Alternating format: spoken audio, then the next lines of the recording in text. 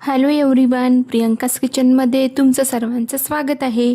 आज आपण उन्हाळ्यातील वाळवणातील एक पदार्थ तो म्हणजे मुगाच्या वड्या। चला मग ह्या वड्या कशा बनवायच्या ते बघूया। सर्वप्रथम पिवळी मुगाची डाळ, ज्याला साल नसते, ती डाळ 7 ते 8 तास भिजवून घ्या।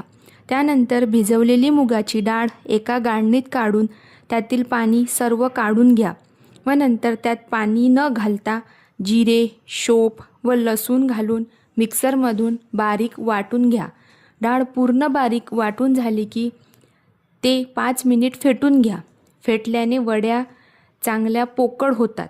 त्यानंतर त्या मिश्रणामध्ये हळद, लाल तिखट, चवीनुसार मीठ व भरपूर असा बारीक कापलेला कोथिंबीर टाकून व्यवस्थित मिक्स करा।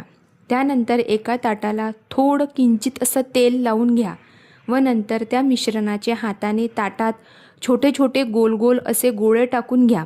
आणि हो, तुम्ही ह्या वड्या प्लॅस्टिक पेपर किंवा कॉटनच्या कपड्यावर पण टाकू शकता। आता वड्या घातलेले ताट उन्हात ठेवावे। अशा प्रकारे 2 ते 3 दिवसात आपल्या वड्या सुकलेल्या आहे। ह्या वड्या चांगल्या उन्हात सुकवून घेतल्यानंतर आपण वर्षभर घरामध्ये साठवून ठेवू शकतो। आणि या वड्यांची भाजी कशी करायची तर त्याची लिंक मी डिस्क्रिप्शन बॉक्समध्ये देत आहे। नक्की करून बघा ही भाजी।